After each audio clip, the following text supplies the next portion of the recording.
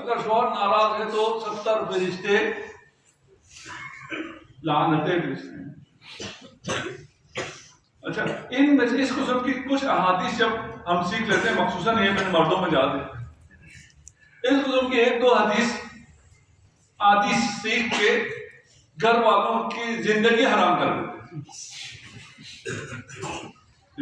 کہ میری رضا رب کی رضا ہے، اب میں ناراض ہوں تو غلط ناراض ہوتا ہے تو ہوتا ہے. یہ تو نہیں ہے تو میرٹ پہ ناراض نہ ہو تو غلط ناراض ہو تو تیری ناراضگی جو ہے رب کی ناراضگی نہیں، بالکل بھی نہیں. یہ سختی بھی نہیں ہونی چاہیے خواتین پر بھی اور اپنے بچوں پر، حد سے بڑھ کر سختی نہیں ہونی چاہیے. اللہ رسول سے کہہ رہا ہے اگر آپ سخت ہوتے ہیں تو لوگ آپ کے اطراف سے چلے جاتے ہیں. یہ رحمت للعالمین، وہ کمال مطلق، وہ جمال، اس کے گرد لوگ جمع نہ رہتے اگر وہ سخت ہو. اتنی رحمت کے باوجود بھی لوگ بھاگ گئے. یا فاطمہ ان افضل عبادت المرأة فی شدت الظلمہ ان تلتزم بیتہا.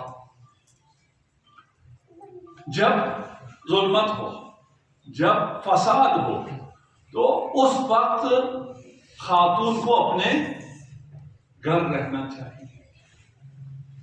جو خاتون گھر سے میدان میں آ جائے اور جو مرد میدان سے بھاگ جائے.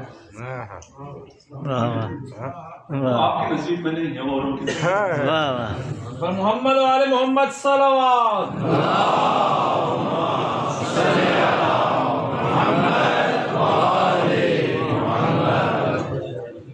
وَجَعَلَ بَيْنَكُمْ مَوَدَّةً وَرَحْمَةً. یہ جو آیت ہے وَجَعَلَ بَيْنَكُمْ مَوَدَّةً، مودہ کیا ہے؟ محبت.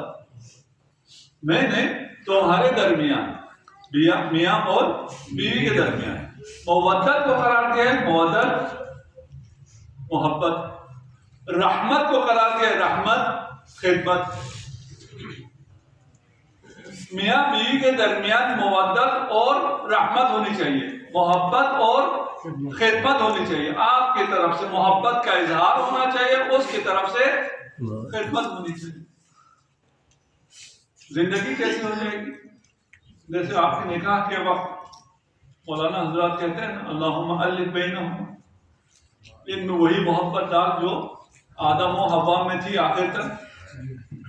وہ تب آئے گی جب ایک طرف سے محبت ہو اور دوسری طرف سے خدمت ہو.